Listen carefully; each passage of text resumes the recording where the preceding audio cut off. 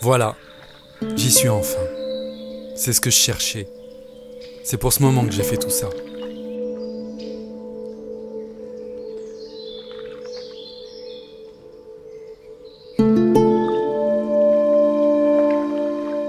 Je plane sur l'eau. Le temps s'est arrêté. Je me remplis de chlorophylle. Je suis dans un rêve, en apesanteur dans un bayou éphémère.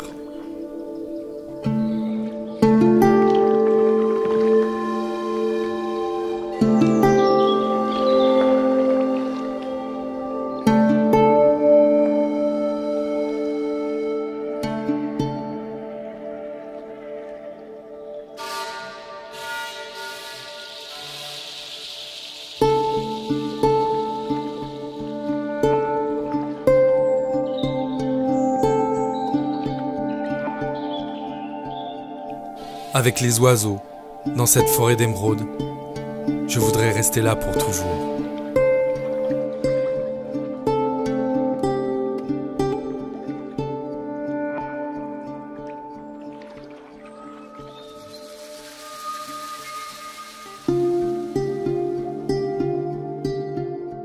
Il y aura peut-être encore des moments de grâce comme celui-là. Il y en a eu quelques-uns ces 3 dernières semaines, mais il n'y a pas eu que ça. Et rien ne s'est passé comme je l'avais imaginé. Il n'y a aucune raison qu'on n'ait pas encore eu la grêle. Il y a de la pluie, il n'y a pas de raison qu'on n'ait pas la grêle. Mais ça va pas durer, hein. Je ne sais pas grand-chose de la vie, mais je sais juste que la rivière me fait du bien. Elle me calme. On ne s'y ennuie jamais. J'adore explorer les rivières. Mon imagination décolle à la vue du moindre ruisseau. Je pagaie depuis toujours. J'ai commencé par le kayak d'eau vive, la version adrénaline de l'exploration des rivières. En vieillissant, j'ai cherché à ralentir le tempo, faire des parcours plus faciles, mais beaucoup plus longs. C'est pour cela que je me suis mis au canoë de randonnée. En 2017, avec mon ami Philippe, nous traversons la France en canoë, entre Genève et l'Atlantique. 1500 km de vie sur l'eau, à la vitesse d'une tortue. Pour revenir, nous faisons en 8 heures de voiture ce que nous avons mis 2 mois à parcourir. C'est brutal. Je n'aime pas cette sensation d'arrachement à la nature. Je mets toujours longtemps pour redescendre d'une aventure. Je cherche une façon de repartir. Étrangement, du jour au lendemain, je me mets au vélo. Moi qui suis un coureur de rivière, je découvre les possibilités infinies du voyage à 2 roues. Mais nous sommes à la fin de l'hiver 2020, une période que je ne suis pas prêt d'oublier. Une montagne vierge, mais interdite pour tous. Parti seul en ski de randonnée ce matin, Stéphane est prié de rentrer chez lui. La France est confinée et nos dirigeants annoncent que se promener dans la nature devient illégal. On marche sur la tête. Je vais devenir fou. Moi qui mise tout sur la liberté pour chercher le bonheur, je vis ce confinement comme un innocent mis au cachot, avec un boulet à chaque pied. Et pendant ce temps d'enfermement, je cherche la porte de sortie. Je suis avec attention le projet Bike to Boat de collègues aventuriers allemands. Ils ont traversé les Alpes à vélo en tirant leur kayak sur une remorque. Objectif, écumer les plus grandes rivières sur leur passage. Le concept m'intéresse. Et si je faisais la même chose en canoë, mais sans jamais quitter le vélo? Quand j'ai une idée, je sais qu'elle ne va plus me lâcher. Je cherche à voir ce qui se fait sur la planète. S'il y a d'autres zinzins qui ont pensé à la même chose. On arrive tous à la même idée, mais avec des solutions très diverses qui ne me conviennent pas. Des remorques trop lourdes, pas démontables et pas assez solides. Voilà, ça va comme ça. Du coup, je me mets au boulot et j'embarque dans cette aventure mon ami Christian, le vrai cycliste de notre duo. Accrocher une remorque à un vélo n'est pas très compliqué, mais poser un canoë de 4,50 m dessus présente quelques challenges. 2 modèles de remorques à canoë existent sur le marché. On les teste. On manque de casser la première, incapable de supporter la charge envisagée. L'autre ne se démonte pas facilement et elle est trop lourde. Il doit y avoir moyen de jouer là. On se dit que l'on peut faire mieux. Christian soude un prototype en acier et on branche une usine du coin pour sortir une version en aluminium. Ça s'enfuise dedans. Ouais. 8, ouais. 8 kilos. Génial. En même temps, on se demande quel serait le vélo parfait pour une telle aventure. Ça doit faire du Serait-il possible de tirer une charge de 80 kg sans assistance? Pendant un temps, nous pensons au vélo électrique. Test en pente raide. Assistance moyenne. Et ça passe bien. Très tentés, nous ne succomberons pas, voulant rester autonomes et ne disposant pas d'une rallonge électrique de 900 km. Les meilleures idées sont les plus simples. On partira avec nos vélos musculaires, mais dotés de freins surboostés pour ne pas terminer dans le fossé au premier virage. Et surtout équipés de changements de vitesse capables de monter aux arbres. Et ben ça y est, 23 mars. On a fini d'en parler. Et enfin, c'est le temps de jouer. Ça marche. Nos tests sont concluants, mais il va falloir pas mal de petits réglages. Des protections pour ne pas abîmer la coque du canoë quand les vélos sont démontés, des petites boîtes étanches pour ne rien perdre, du savon pour nous laver les mains après chaque manipulation de vélo. Un ami voyageur m'a dit un jour, ton sac, c'est le poids de tes peurs. Plus que jamais, le paquetage doit être ramené au strict essentiel, car tout ce qu'on emmène se sentira dans les jambes. Canoë 30 kg, matos de camping et vêtements 20 kg, matos photo et vidéo de Paul 5 kg, bidon cuisine porté par Christian 10 kg, kit réparation 4 kg, réserve d'eau 10 litres, remorque 10 kg, poids total tracté 80-85 kg. Un test de 2 jours en conditions hivernales nous permet de mettre ça au clair. Mais donc c'est parti. Nous devenons experts d'une discipline qui n'existe pas. Enfin presque experts, puisque le jour du test, je manque de laisser ma selle de vélo au bord de la rivière. Ah, j'allais oublier une autre particularité de notre aventure cano-vélo. La règle numéro 1. Interdiction totale de passer à l'eau. Notre matériel est à peu près attaché au canoë, mais il y a fort à parier que nous perdrions des pièces essentielles au moindre dessalage. Vas-y mon Le gars. projet canoë. Oh, t'es fou toi ou quoi? Le projet cano-vélo. Ouais. Le projet cano-vélo. Attends. Approche un peu. Super. Quand tu veux Christian. Christian, c'est le vrai cycliste. Il pratique le vélo sous toutes ses formes et depuis longtemps. Je l'ai rencontré devant l'école du village il y a 15 ans. Depuis chez moi, je voyais sa maison de loin, avec un canoë posé dans son jardin. Je me présente un matin, lui dis que moi aussi j'aime bien barboter sur l'eau. Il me répond « Tu fais quoi là? On fait une descente ?» Il est comme ça, Christian. Il sourit tout le temps et il est toujours partant pour tout. On n'est pas bien là. Mars 2021. Nous sortons du 3e confinement. Je propose à Christian un trip de 900 km au départ de la maison. Un mois en liberté pour relier 4 rivières et fleuves, le tout sans assistance. Le jour de notre départ, première surprise. La Drôme est en crue. En kayak ça passerait, mais en canoë c'est un peu chaud quand même. On va la jouer vélo, hein. On va se rabattre là-dessus. Ouais. T'imagines si on était que en canoë? Bah là c'est 5 jours d'attente avant de partir. Ça valide le concept.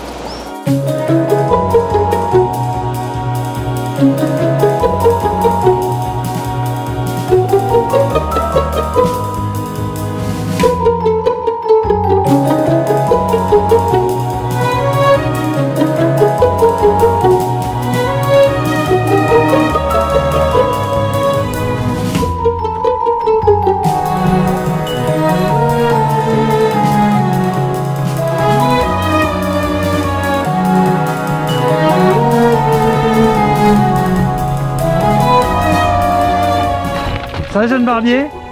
C'est dur. Tu peux rentrer. Je suis fatigué, j'ai faim. Tu ne mets pas dans le film ça.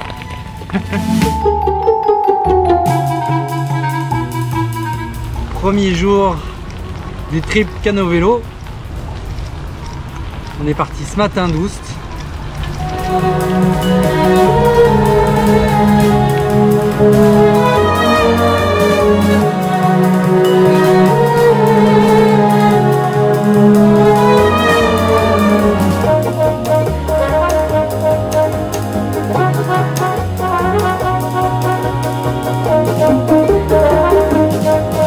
Et donc à partir de maintenant, On a un petit 70 km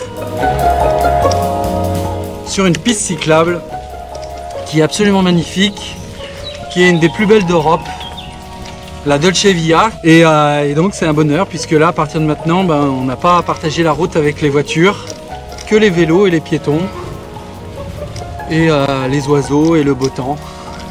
Voilà pour la première journée canot-vélo qui se déroule à merveille. Ça fait bizarre de penser que l'on est encore soumis au couvre-feu. La France est enfermée, et nous on mange une fondue dehors. Drôle d'époque, non ?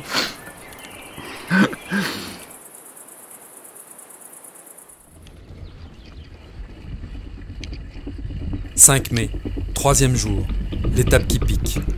58 km et 1000 mètres de dénivelé à grimper. 2 ans que je me demande si on va y arriver.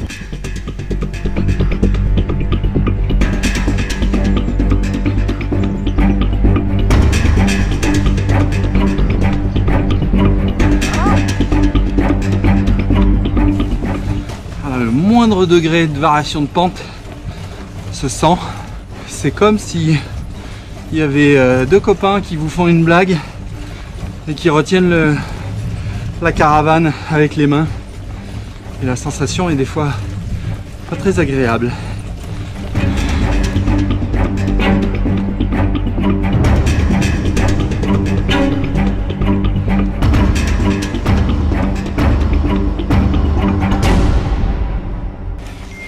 Et là c'est une étape un peu symbolique parce que cette étape là, ces 20 km là, ça fait 2 ans que je gamberge dessus à me dire c'est pas possible, je vais pas y arriver, il y a trop lourd à porter.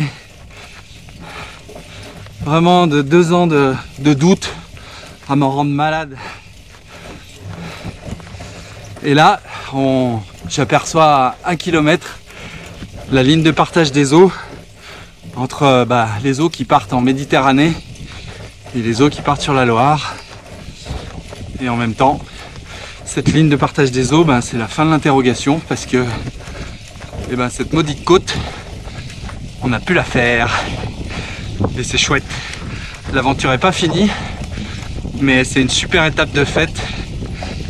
Et les incertitudes se lèvent parce que trimballer 80 kg derrière le vélo, c'était pas gagné. Mission accomplie. Il n'y a plus qu'à se laisser glisser jusqu'à Retournac. C'est pas bien là?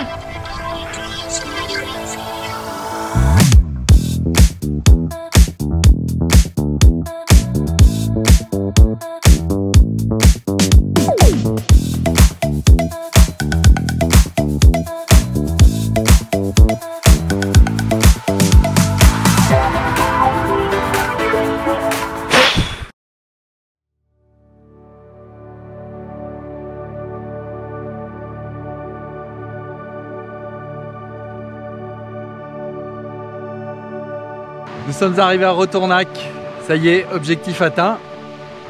Au bout de 3 jours de vélo, à partir de demain, c'est canoë pendant au moins 5 jours.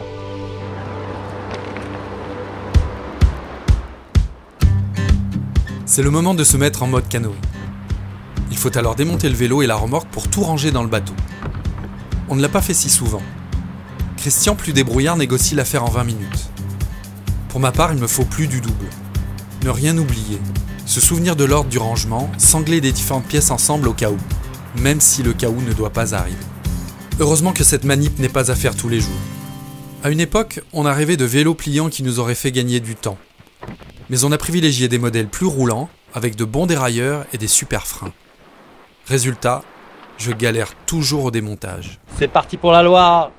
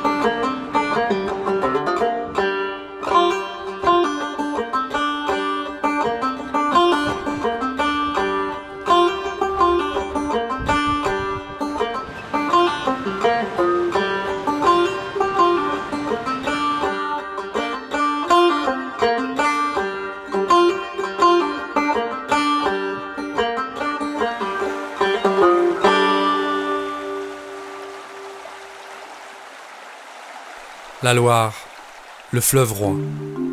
Je me suis peu renseigné sur le parcours. On sait juste que ça passe. Les infos essentielles, c'est 200 km à parcourir entre Retournac et Digoin. 2 grands barrages à porter, mais pas plus de détails. Bah, ça fait du bien d'être libre, hein.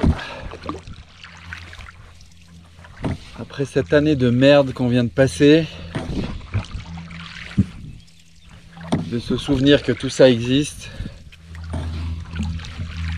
que c'est à nous, qu'on a le droit d'y aller, qu'on y est bien, qu'on fait de mal à personne.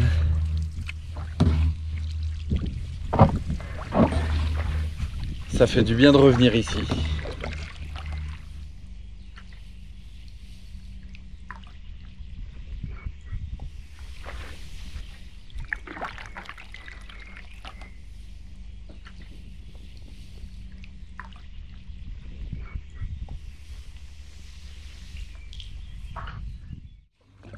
Juste pagayer, glisser sur l'eau, se remplir de la chlorophylle qu'il y a ça, sur les jeunes pousses des arbres. Et en plus on a du soleil. On a eu droit à un petit passage super sympa qui évitait un méandre. Un petit passage sous un pont. Et un petit vent sud qui nous pousse un peu, c'est très très sympa.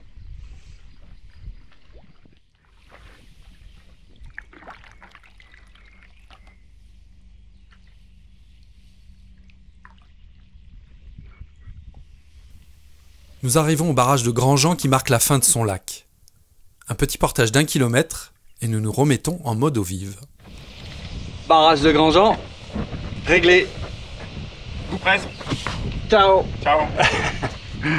On ne sait jamais à quoi s'attendre avec les barrages. En général, on espère juste qu'ils lâchent, ni trop peu. En réembarquant, on découvre que celui-ci a piqué toute l'eau. La navigation devient alors plus technique. Chaque rapide doit être inspecté. Notre progression est ralentie par une multitude d'ouvrages impossibles à franchir. Des pieds de pont, des petits radiers truffés de rochers saillants qui risquent de casser les canoës. On va glisser sur le rocher de gauche. Oh non, on peut passer au milieu là. Il devrait y avoir des sentiers de portage pour les éviter, mais aucune trace. Les risques de coincement de pieds sont importants. Christian y laisse une jambe qu'il ne récupérera jamais complètement. Voilà le pont de Vauche. Une belle petite saloperie, ça fait 2-3 portages qu'on est obligé de se taper comme ça sur des... On est obligé, il n'y a pas de passe, ni pour passer à la cordelle et encore moins en bateau. Tous ces portages commencent à nous fatiguer. On aurait besoin d'un petit coup de pouce. Notre vœu est exaucé. Le vent se lève, et du bon côté. Ouais, si c'est pas le bonheur, ça y ressemble. On fait du 10 km/h sans pagayer. Ça va vite, hein? À ce moment-là, on ne comprend pas encore que ce coup de vent annonce une tempête. On voulait de l'eau, on va en avoir.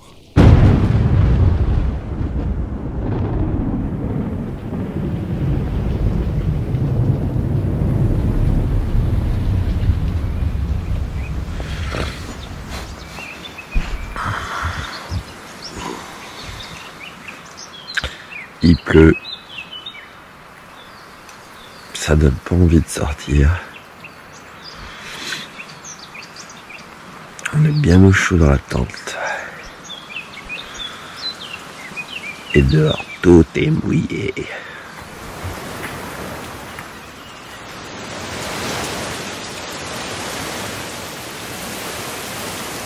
Mais faut y aller quand même.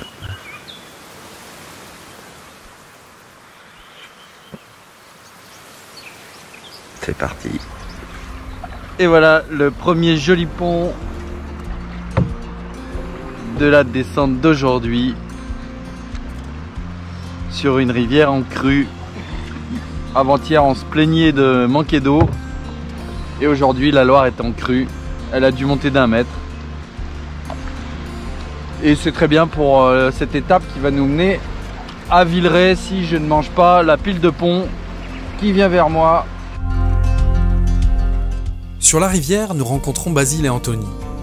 Sans grande expérience et avec un matériel de fortune, ils se sont lancés dans une Loire quasi intégrale. Le courant passe immédiatement entre nous, c'est le cas de le dire. Ça fait 2 ans que le projet est en cours, suite à la lecture d'un livre de David Olivier. Puis bon, voilà, on est des passionnés de Loire, on vit au bord de la Loire depuis qu'on est gamin et c'est un peu le rêve, descendre la Loire, c'est le mythe quoi. C'est vraiment des moments sauvages, surtout en ce moment avec le Covid. Nous on est complètement hors du monde, là on est sur notre petit nuage.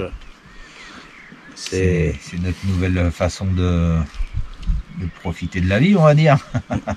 Ça va peut-être être à la mode. Hein. Pour les 2 derniers jours sur la Loire en crue, nous prenons Basile et Anthony sous nos ailes. On se comprend en peu de mots. Les motivations sont les mêmes. La fascination d'un fleuve, l'envie de courir les bois, de sortir de la routine. On a soif d'aventure et de découverte, et le fleuve nous gâte à plusieurs reprises, comme lors de cette rencontre avec un pêcheur de silure. Ah non, à peine de vin. De 20 et votre record étant De 40. de 40.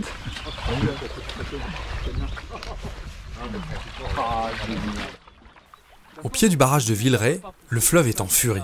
Des infos parcellaires nous indiquent que la traversée de Roanne pourrait brasser. À la sortie de la ville, un petit barrage m'inquiète. Si nos amis tombent à l'eau en amont, ça risque de mal se passer. C'est curieux quand le mental se met en route. L'inquiétude devient contagieuse. Embarquement au barrage de Villeray. Il y a 300 mètres cubes de flotte. Ça va à 20 km/h, c'est impressionnant. Et on va à toute bombe vers Roanne. Ça brassouille un peu quand même. L'exercice du jour, c'est de rassurer nos 2 collègues, Basile et Anthony. C'est juste un peu ambiance Colorado. Mais c'est cool, n'est-ce pas, maître Barbier? Ça me convient bien, moi j'aime bien, ouais. On va faire du gratte-cailloux au gros volume, c'est assez étonnant. Bon les gars de Saint-Florent-le-Vieil, là, comment ça se passe? Vous pouvez serrer à droite, hein, vous restez à droite. Serrez un peu à gauche, vers là où je suis là. Je pense qu'on va passer un peu dans les arbres. Voilà, il y a des marmites jolies. Mais après je vous ai fait un coup de bâche là, changement de cap au dernier moment.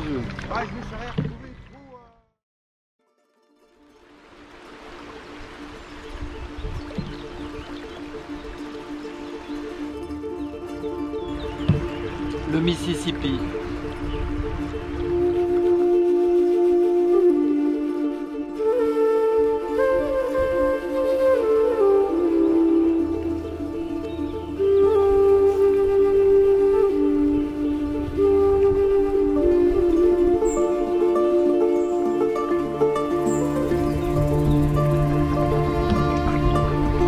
On cherche un spot de bivouac, mais tout est noyé autour de nous.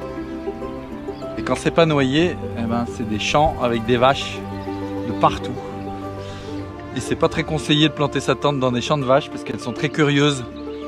Et elles peuvent se prendre les pattes dans les fils. Et nous, on peut se prendre une tonne 5 sur la tronche au beau milieu de la nuit. Donc voilà, le petit jeu, c'est de trouver un spot dans cette espèce de bayou. C'est vraiment une ambiance géniale. On est le jeudi 13 mai. On termine aujourd'hui, ce matin, notre descente de 200 km sur la Loire. Au moment où je vous parle, il y a un petit ragondin. On a des super spectacles. La Loire est assez fantastique. Il y a des cigognes de partout, des hirondelles de partout, des aigrettes. Et puis plein d'autres piafs dont on ne connaît pas le nom. Et surtout, on n'aura croisé personne en 10 jours, hein, à part nos 2 compagnons de voyage, Basile et Anthony, qu'on a croisés il y a 3 jours et avec lesquels on fait ces derniers kilomètres jusqu'à Digoin. On va se mettre en mode vélo. Et c'est pas mal aussi, ça va faire du bien de changer d'ambiance aussi, de pédaler un peu, de sortir de l'humidité. Et ce qui est chouette, c'est de se dire que de toute façon, dans 5 ou 6 jours, on retourne sur l'eau puisqu'on sera sur l'Ain. L'imprévu fait partie de l'aventure. Une série de barrières nous empêche de passer en mode vélo. Qu'à cela ne tienne, on n'est pas à 3 km près, on continue en canoë. Et tant qu'à faire, on prend l'une des plus grosses douches du trip.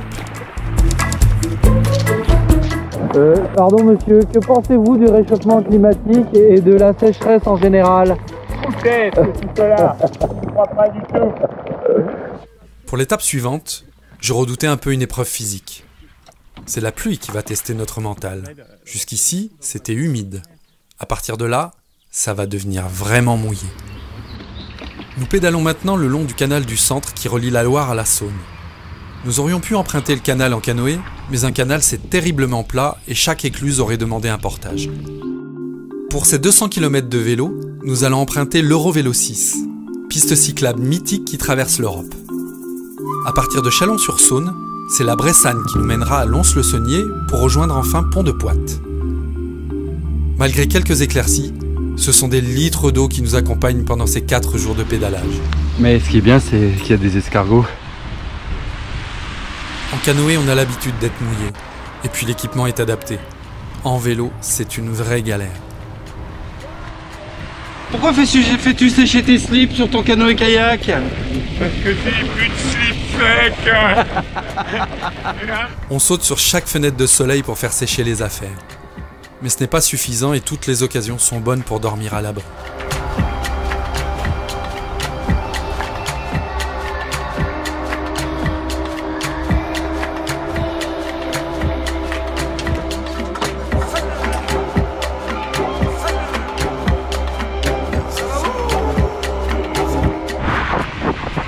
On va bientôt sortir de ce bazar et retourner au vert. Les pique-niques sous la pluie, c'est pas exactement ce que j'avais espéré. Nous naviguons entre résignation et pétage de plomb. Des fois, tu te demandes pourquoi tu fais tout ça. La météo locale est plutôt bonne, en Franche-Comté. Il n'y a que les mois de juillet et août où on se les pèle. Ce sont les 2 mois où on arrête le chauffage.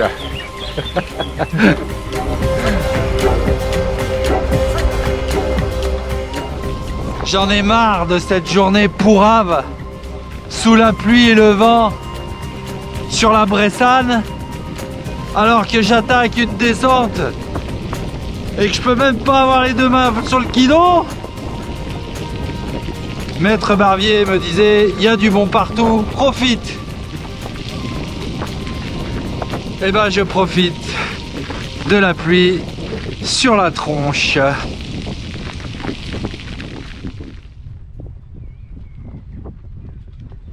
Nous sommes le lundi 17 mai. On est à Pont-de-Poite, au bord du lac de Vouglan, après une étape de 50 km entre Louhans et Pont-de-Poite, via Lons-le-Saunier.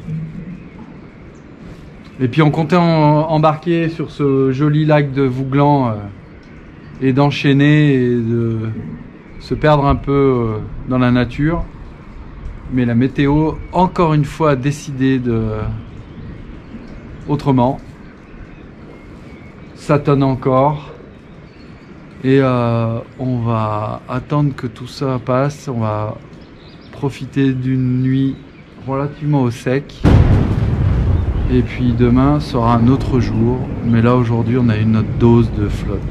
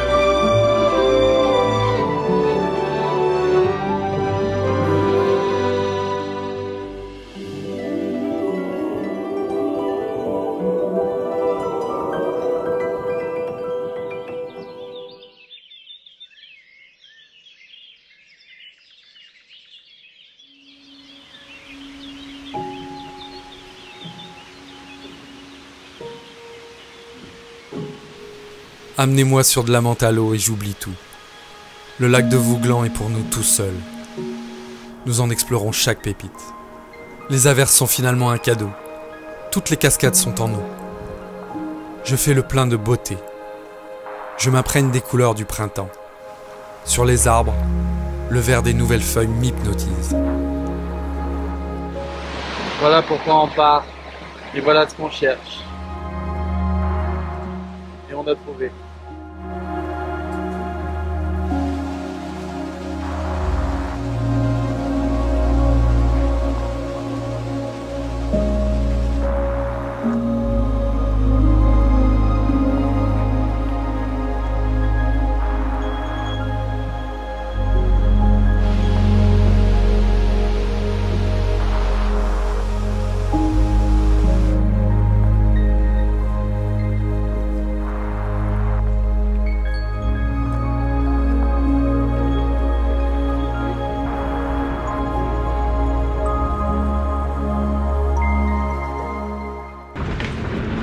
Après 2 jours sur le lac, nous devons porter le barrage et nous remettre en mode vélo. Vouglan nous a fait planer, l'atterrissage est brutal. Il n'y a aucune raison qu'on n'ait pas encore eu la grêle. Il y a de la pluie, il n'y a pas de raison qu'on n'ait pas la grêle. Mais ça va pas durer, hein. Ça va pas durer, hein.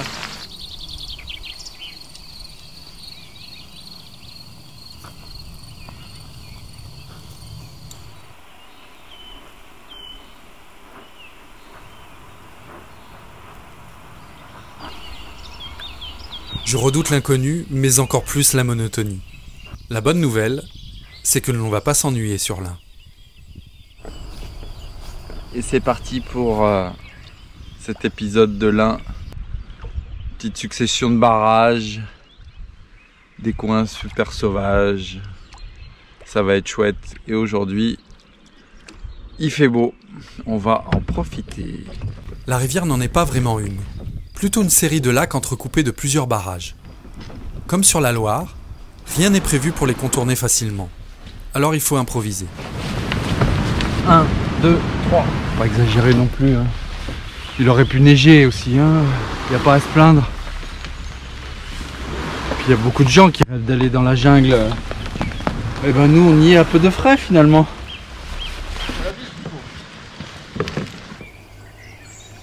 Entre 2 galères, les paysages sont sublimes. On a l'impression de pagayer en haute montagne.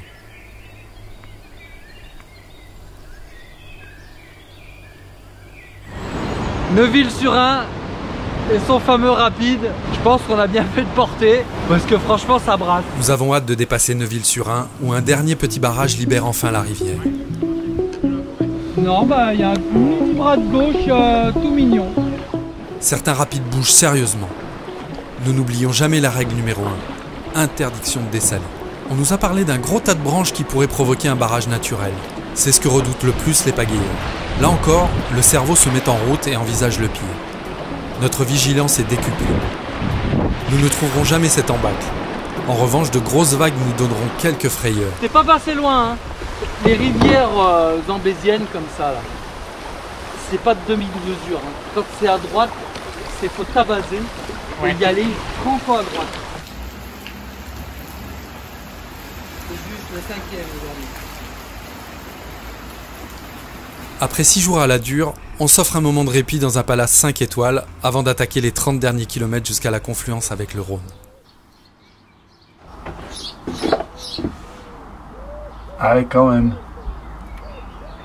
Ça fait 3 semaines que je me suis pas vu.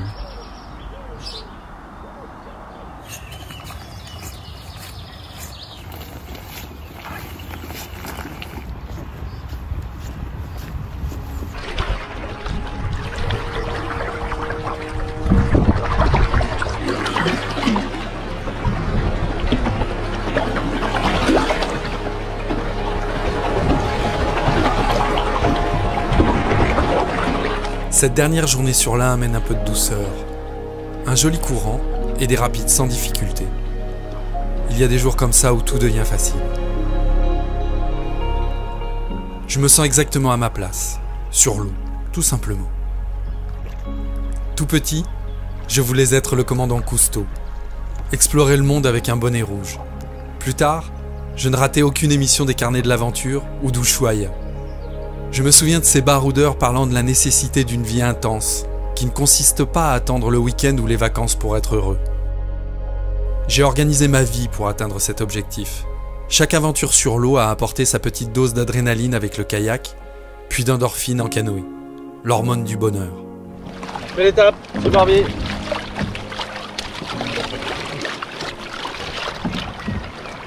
Ah oui, on a l'impression que l'un a un plus gros débit que... Ouais, par contre le changement de couleur est flagrant. Hein.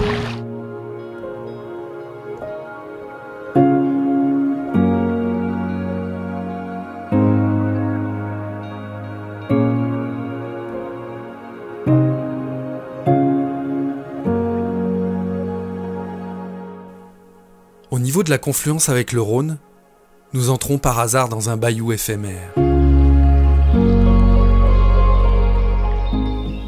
Une forêt enchantée qui offre une seconde fois tout ce que j'attendais de cette aventure. Un rêve éveillé, seulement accessible en canoë. L'instant parfait.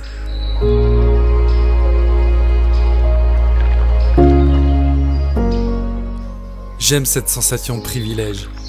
L'idée que le sauvage existe encore à 30 minutes de Lyon. J'ai l'impression que le commando est terminé. Je crois que toute cette pluie, toutes ces crues avaient quelque chose à me dire.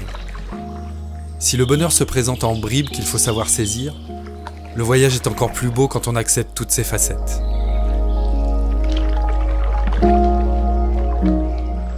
Quelques mois plus tard, Christian me cite ces quelques vers d'Aragon.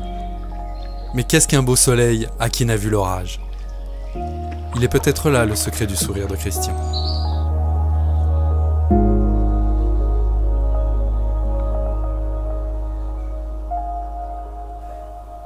Il faut bien se résoudre à quitter la forêt enchantée pour continuer l'aventure. L'étape d'après, c'est 4 jours sur l'eau. 170 km nous ramenons doucement vers la Drôme. Au moment où nous rejoignons le Rhône, nous avons déjà parcouru 700 km à la pagaie et en vélo. Il nous en reste 200 pour revenir à la maison, c'est-à-dire 5 jours si tout va bien. À l'entrée de Lyon, 2 gros rapides nous attendent. La vague de Miribel et celle de la Fessine. Ça passe mais c'est tendu. Parce qu'il y a des grosses vagues, il y a des gros remous. Et nous on peut vraiment pas se permettre de nager. Parce qu'on perdrait le vélo, la remorque, etc. Donc on va rester en mode vélo jusqu'à la Fessine. À 5 km. Nous traversons Lyon amusés. Nous nous sentons comme 2 hommes des bois. Au bord, la jeunesse retrouve les joies des bars péniches. La vie reprend, mais pas celle que nous aimons vraiment. Alors nous passons notre chemin pour des horizons plus tranquilles.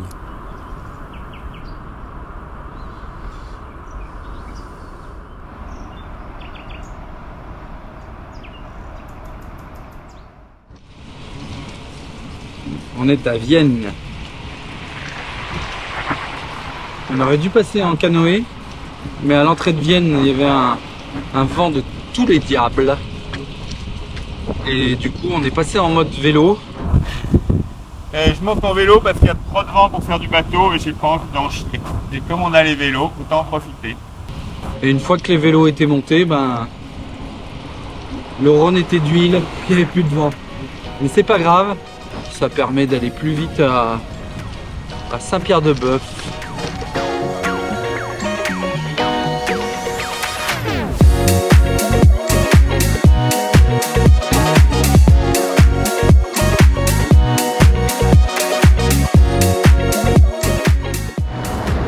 Les sorties de barrage, ça brasse toujours un peu.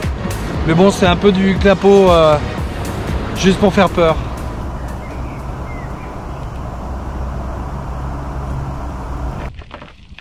On se demande si c'est pas la journée parfaite qu'on attendait depuis le début. Tout est facile. On commence à penser au retour. Alors faut essayer de vivre l'instant présent, mais ça va être aussi une nouvelle étape. Le retour à la maison. Bien sûr, moi j'ai hâte de retrouver ma famille, mais c'est un changement de rythme, c'est retrouver le quotidien, donc il va falloir redescendre doucement. Mais c'est pas tout de suite. Il y a encore 2 jours et demi, 3 jours. Et il semble que Mère Nature nous propose d'en profiter. Ça, c'est mon coin préféré du Rhône.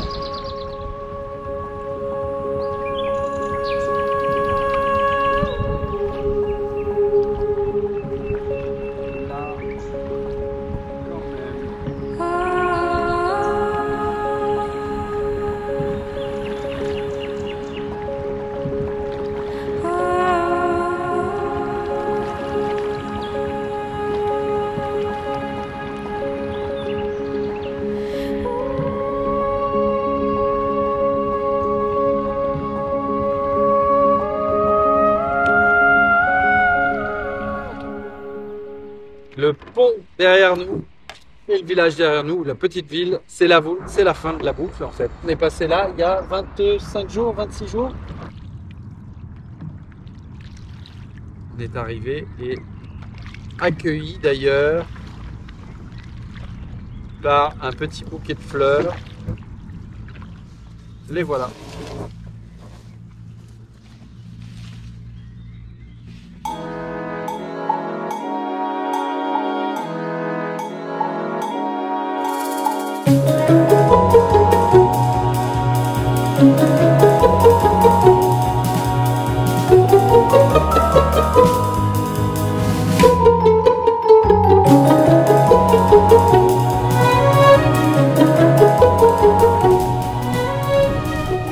Voilà, le trip s'achève. C'est les 600 derniers mètres avant d'arriver chez moi. Et ces 2 dernières années, je me suis très souvent demandé dans quel état j'allais arriver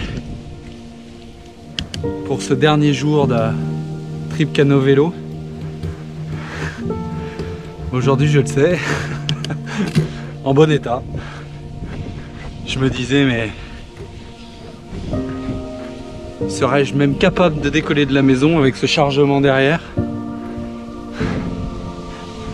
Et puis comment je reviendrai?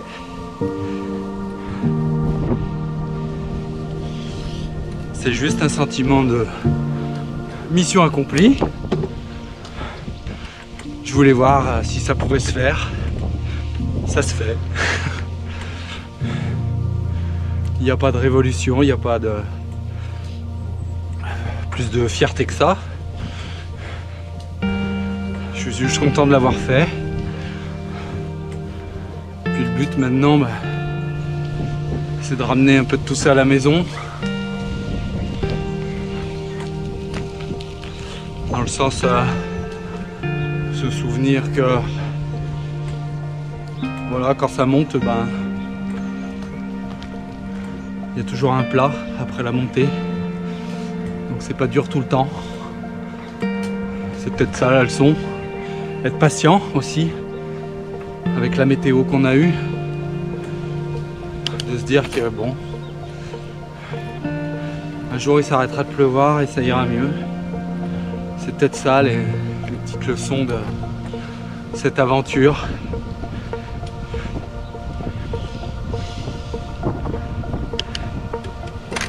Et puis ce qui est chouette, c'est que c'était une aventure à la maison et que la nature, elle est là, elle m'attend, elle nous attend. Et c'est pas compliqué. Vous pouvez y retourner n'importe quand. Nous sommes sur les bords de Drôme.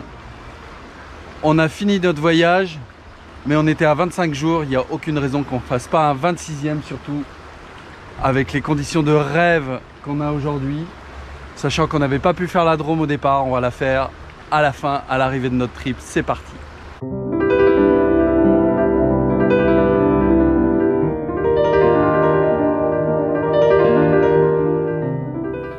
L'instant parfait. Glisser sur une rivière bleue bercée par le chant des oiseaux. Je suis allé le chercher ailleurs alors qu'il était là, à la maison. En fait, il est caché partout. Il faut garder les yeux bien ouverts. Fallait-il en baver autant pour réaliser cela? Je comptais sur ce voyage pour me retaper le moral et calmer les angoisses vécues pendant les mois d'enfermement. Est-ce vraiment dans l'aventure que j'allais trouver la sérénité? Quelques mois après notre retour, je trouvais cette phrase dans un bouquin de Laurent Godet. Il lui fallait le ciel entier, plein d'étoiles mouillées, pour épancher sa mélancolie. Il ne demandait rien, qu'on le laisse simplement glisser au fil de l'eau, en abandonnant derrière lui les tourments du monde. Au bout de ce 26e jour magique, toutes les peines sont oubliées. Nous terminons dans la facilité. La boucle est bouclée, sans avoir le sentiment que l'aventure s'arrête brutalement. Nous n'avons pas gravi l'Everest ni descendu l'Amazone. Je voulais juste faire le plein de lumière et de son. Nous sommes partis de la maison. L'aventure et la liberté ne sont pas ailleurs. Elles sont chez nous, derrière notre porte, quelle que soit la destination. Et on peut partir quand on veut. Ce voyage n'a pas effacé tous mes doutes. Il m'a juste rappelé que rien ne se passe jamais comme on l'avait imaginé, et c'est mieux comme ça. Et dans les moments difficiles, je me suis souvenu de cette chanson québécoise qui disait « Parce que je suis libre comme l'air, libre de faire demi-tour, je vais continuer. » Comment était ce trip, maître Barbier? Humide. Humide. C'était physiquement supportable, psychologiquement engagé. Prochaine aventure? On va aller faire un petit tour sur l'Ardèche. Un petit tour sur l'Ardèche? Ouais. Allez. Eh ben, c'est juste là. C'est le premier à gauche. Première à gauche, C'est on ça. y va? On y va? Allez, c'est parti. Allez, on y va. Par contre, faut pas se mettre de boîte et nager au milieu du Rhône. C'est bien aussi l'Ardèche? Ça, il s'appelle Rivière. Allez, on va faire un peu.